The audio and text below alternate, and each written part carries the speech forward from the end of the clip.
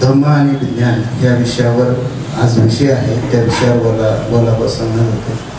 तर मी धम्म आणि विज्ञान यांचा अतूट असा संबंध आहे. धम्म आणि विज्ञान याचा जो संबंध आहे तो अतूट आहे, त्याच्यावर बोलता येईल. पण मी जरा थोडं वेगळं बोलतो. मी बोलताना भगवान बुद्ध आणि त्यांचा धम्म या पुस्तकातील खंड 4 त्याच्यामधलं भाग पहिला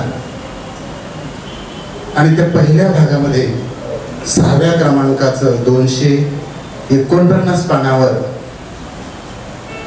धम्मामध्ये नीतीचं काय स्थान आहे. तर धर्म आणि धम्म याच्यात फार फरक आहे. तर आपण धम्मामध्ये नीतीचं काय स्थान आहे ते पाहतो.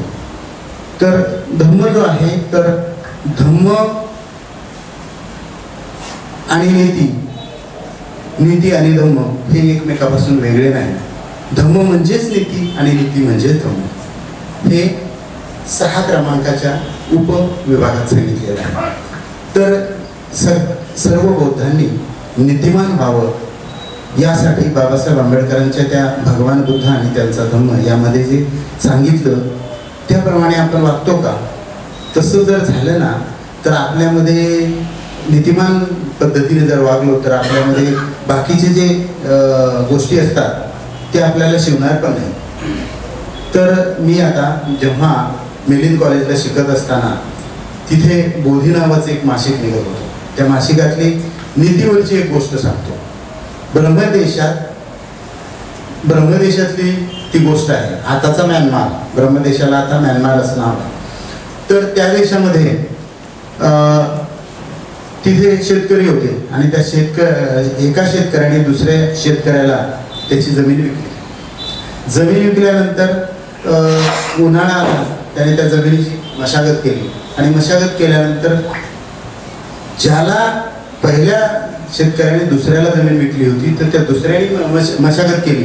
मशागत करत असताना त्याला त्या शेतामध्ये बांध नांगरत असताना सोन्याच्या मोहराची हंडी सापडली. तर मग त्याने काय केलं, ते हंडे घेतले. मी शेतच विकत घेतलं, हंडे विकत घेतलेले नाही. म्हणून त्या दुसऱ्या शेतकऱ्याने पहिल्या शेतकऱ्याच्या घरी नेऊन दिली.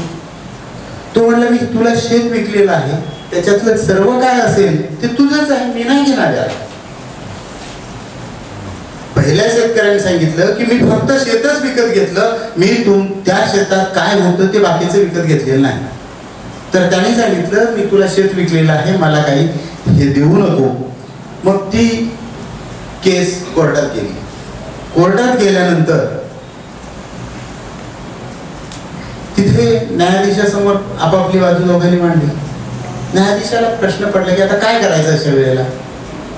मग त्याने निर्णय देताना सांगितलं तुम्हाला मुलगी आहे का? त्यातला एक शेतकरी म्हणला मला मुलगी आहे. दुसरा म्हणला तुम्हाला मुलगा आहे ना? म्हणे आहे. असं करूया आपण, त्या दोघांचं लग्न राहावा आणि त्यांना ती संपत्ती देऊन टाक.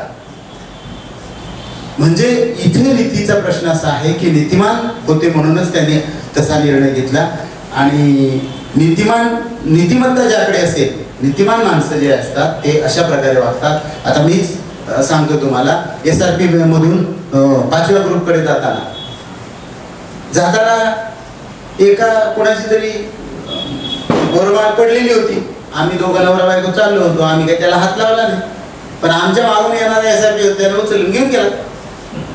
आता तिथं मिसेस म्हणली आपल्याला हातच नाही लावायचं, कोणाचे असू द्या कोणी नेव काही करावं, आपल्याला काय करायचं नाही.